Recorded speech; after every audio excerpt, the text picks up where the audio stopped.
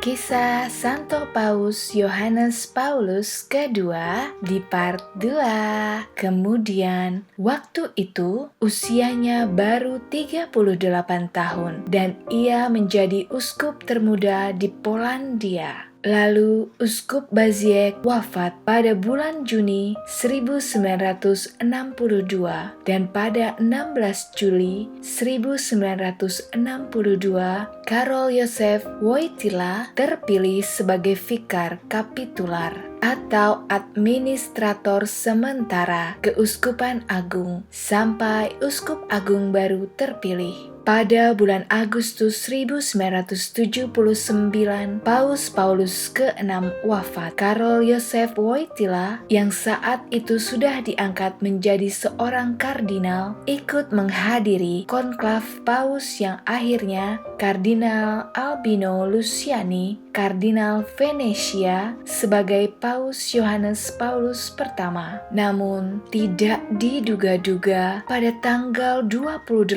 September 1978, hanya 33 hari setelah menjabat Paus Yohanes Paulus pertama wafat, Kardinal Wojtyla kembali lagi ke Vatikan untuk menghadiri konklav kedua yang diadakan pada tanggal 14 Oktober 10 hari setelah pemakaman Paus Yohanes Paulus pertama, Kardinal Wojtyla dengan tidak disangka-sangka terpilih menjadi Paus. Ia kemudian memilih nama Yohanes Paulus kedua untuk menghormati pendahulunya dan menerima pemilihannya dengan kata-kata, dengan ketaatan dalam iman Kristus Tuhanku dan dengan kepercayaan pada Bunda Kristus dan Gereja. Meskipun dalam kesulitan yang besar, saya menerima. Kardinal Wojtyla menjadi Paus yang ke-264 kala itu dan merupakan Paus yang bukan orang Italia pertama setelah Paus Ardianus ke-6. Dengan usia 58 tahun, Paus Yohanes Paulus kedua menjadi Paus termuda yang pernah dilantik sejak Paus Pius ke-9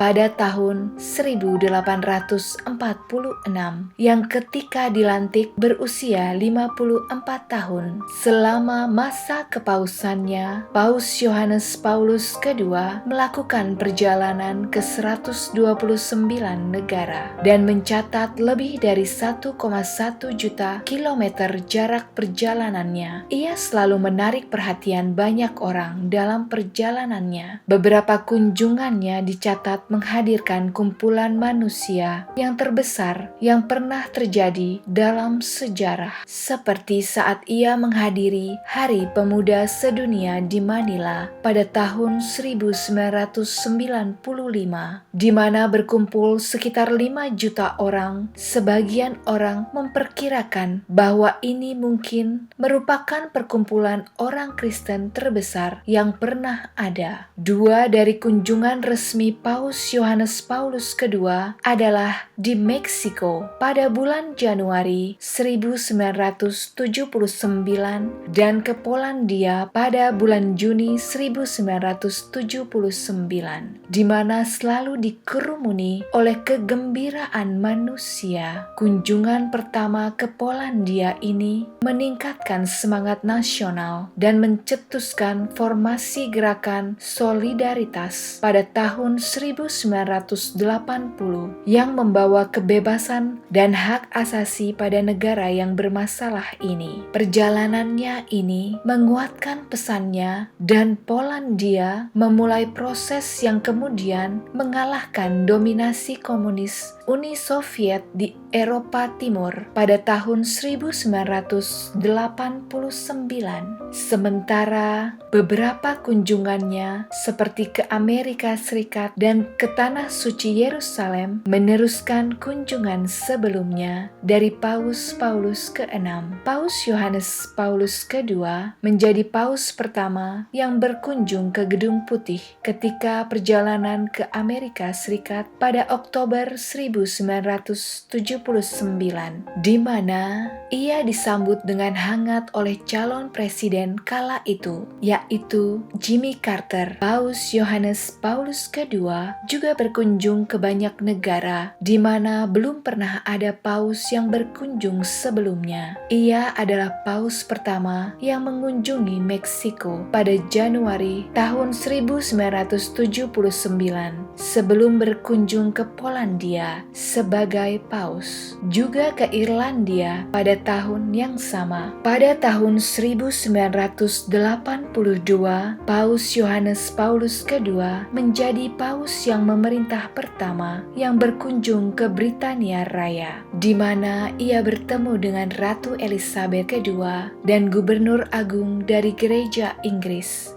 Ia melakukan perjalanan ke Haiti pada tahun 1983, di mana ia juga berbicara dalam bahasa Kreol pada ribuan warga Katolik miskin yang berkumpul menyambutnya di bandar udara. Pesannya kala itu, sesuatu yang harus berubah di Haiti berdasarkan pada perbedaan yang menyolok antara orang kaya dan miskin. Dan ia mendapat tepuk tangan bergemuruh dari lautan massa yang hadir kala itu.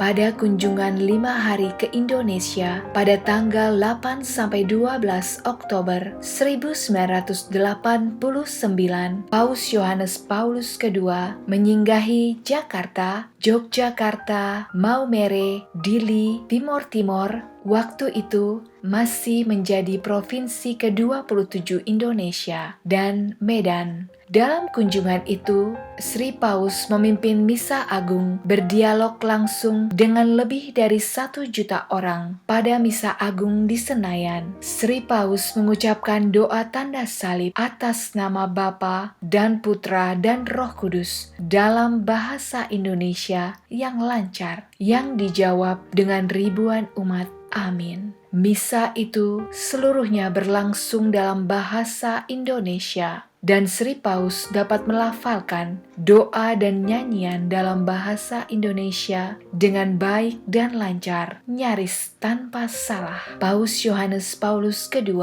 juga mengadakan pertemuan khusus dengan kaum awam dan cendekiawan Katolik Indonesia di kampus Atmajaya, Jakarta, serta meresmikan gedung baru yang dinamakan Karol Wojtyla pada tanggal 15 Januari 1995 ketika berlangsung Hari Pemuda Dunia ke-10. Ia mengadakan misa untuk sekitar 5-7 juta umat di Luneta Park, Manila, Filipina, yang menjadi pertemuan tunggal terbesar dalam sejarah Kristen. Pada tahun 2000, ia adalah paus modern pertama yang berkunjung ke Mesir, di mana ia bertemu dengan Paus Gereja Koptik, Paus Synoda ketiga, dan Patriark Ortodok Yunani dari Alexandria. Ia mengatakan, kaum muda kita terancam dengan teknik jahat iklan yang membuat mereka menghindari kerja keras dan berharap mendapat kepuasan cepat atas setiap segala sesuatu yang mereka inginkan. Pada Maret 2000, ketika ia mengunjungi Yerusalem, Paus Yohanes Paulus II menjadi paus pertama dalam sejarah yang berkunjung dan berdoa di tembok ratapan. Pada September 2001, dalam suasana Paskah, setelah serangan 11 September 2001, ia melakukan perjalanan ke Kazakhstan dengan pengunjung yang kebanyakan adalah seorang Muslim, dan ke Armenia untuk menghadiri peringatan 1700 tahun masuknya Kristen di negara itu. Paus Yohanes Paulus II melakukan sangat banyak perjalanan dan bertemu dengan para penganut agama dan kepercayaan lain. Ia selalu mencoba mencari dasar yang sama untuk untuk berkomunikasi, baik doktrin atau dogma, pada hari doa sedunia untuk perdamaian yang diadakan pada tanggal 27 Oktober 1986 di Assisi. Sri Paus menghimpun lebih dari 120 wakil agama dan kepercayaan serta berbagai denominasi Kristen meluangkan waktu sehari bersama untuk berpuasa dan berdoa. Ia membina hubungan baik dengan gereja Anglikan. Paus Yohanes Paulus II mempunyai hubungan yang baik dengan gereja Anglikan Inggris. Ia berupaya mengubur sejarah kelam saat terjadi pemisahan gereja Inggris dari gereja Katolik Roma yang diikuti oleh penganiayaan dan pembunuhan bagi orang-orang Katolik yang setia pada Paus di Roma. Seperti pendahulunya, Paus Paulus ke-6, ia menyebut gereja Inggris dengan sebutan yang tercinta, saudari gereja. Ketika ia berkunjung ke Britania Raya, ia berkhotbah di Katedral Canterbury dan menerima Uskup Agung Canterbury dengan bersahabat dan penuh kesopanan.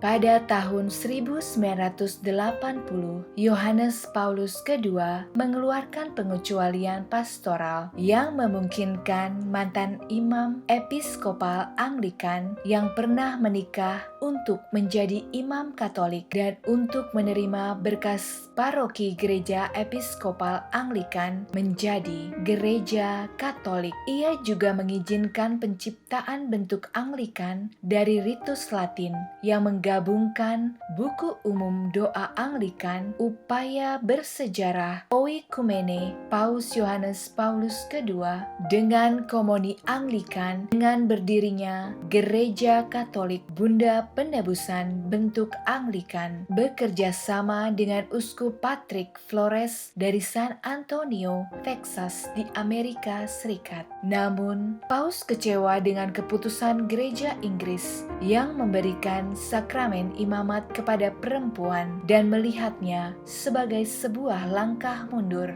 dalam upaya oikumene gereja dan kesatuan komuni Anglikan dan gereja Katolik. Ia juga membina hubungan dengan gereja Lutheran pada perjalanan kepausannya ke Norwegia, Islandia, Finlandia, Denmark, dan Swedia pada 1 sampai 10 Juni 1989.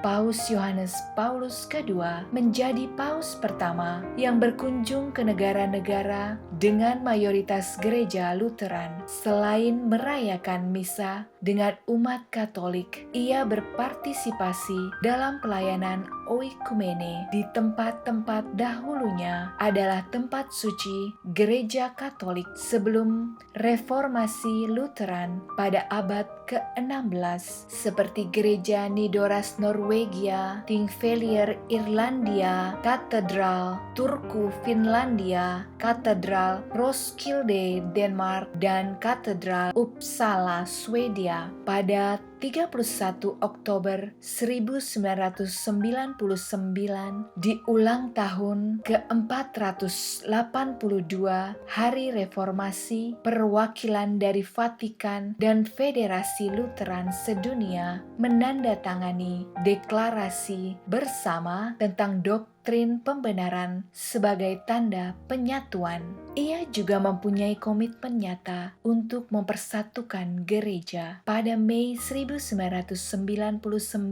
Paus Yohanes Paulus II mengunjungi Rumania atas undangan dari Patriark Theoktis Tarepasiu dari Gereja Ortodok Rumania. Ini adalah untuk pertama kalinya seorang paus Gereja Roma mengunjungi sebuah negara yang didominasi gereja ortodok sejak skisma Timur Barat dalam jangka waktu 10 abad. Sejak tahun 1054, pada kedatangannya, Patriark dan Presiden Rumania Emil Constantinescu menyambut Paus. Patriark menyatakan, milenium kedua dalam sejarah Kristen dimulai dengan luka yang menyakitkan dari persatuan gereja. Akhir dari milenium ini telah terlihat komitmen yang nyata untuk memulihkan persatuan Kristen. Paus Yohanes Paulus II mengunjungi negara dengan penganut ortodoks lainnya yang besar, seperti Ukraina pada Juni 2001 atas undangan Presiden Ukraina dan Uskup Gereja Katolik Yunani Ukraina. Paus berbincang dengan para pemimpin gereja-gereja dan keagamaan seluruh Ukraina, memohon untuk sebuah dialog yang terbuka, toleran, dan jujur. Sekitar 2.000 orang yang menghadiri perayaan liturgi yang dipimpin Paus di Kiev dan liturgi di Lviv dihadiri hampir 1,5 juta umat. Paus Yohanes Paulus II menyatakan bahwa akhir dari skema besar dan menyembuhkan luka perpisahan antara Gereja Katolik Ortodoks Oriental adalah salah satu harapannya. Selama perjalanan tahun 2001, ia pertama yang mengunjungi Yunani, dan dalam 1291 tahun di Athena, Paus bertemu dengan Uskup Agung Christodolus, pemimpin Gereja Ortodoks Yunani. Setelah pertemuan 30 menit, keduanya berbicara kepada publik. Christodolus membaca daftar 13 pelanggaran dari Gereja Katolik Roma terhadap Gereja Ortodoks Oriental selama skisma besar, termasuk penjarahan kota Konstantinopel oleh para kesatria Perang Salib 1204. Ia meratapi kurangnya permintaan maaf dari saudaranya Gereja Katolik Roma. Uskup Christodolus berkata, hingga sekarang belum pernah terdengar satu permintaan maaf dari Gereja Katolik Roma atas kelakuan kesatria-kesatria gila pada zaman Perang Salib abad ke-13. Paus Yohanes Paulus II menanggapi dengan berkata, untuk kesempatan yang dulu dan sekarang, ketika putra dan putri Gereja Katolik telah berdosa atas tindakan atau kelalaian terhadap saudara-saudara mereka dari kaum ortodoks, semoga Tuhan memberikan kita pengampunan. Ucapan yang tulus yang mana langsung disambut dengan tepuk tangan oleh Uskup Christodolus dan seluruh umat yang hadir. Luka batin selama lebih dari 1.000 tahun di antara gereja ini seakan lenyap tak berbekas saat Paus Yohanes Paulus II dan Uskup Christodolus saling berangkulan layaknya dua saudara. Kemudian kita lanjut di part 3 bersama saya, Benedikta. Salam sukacita.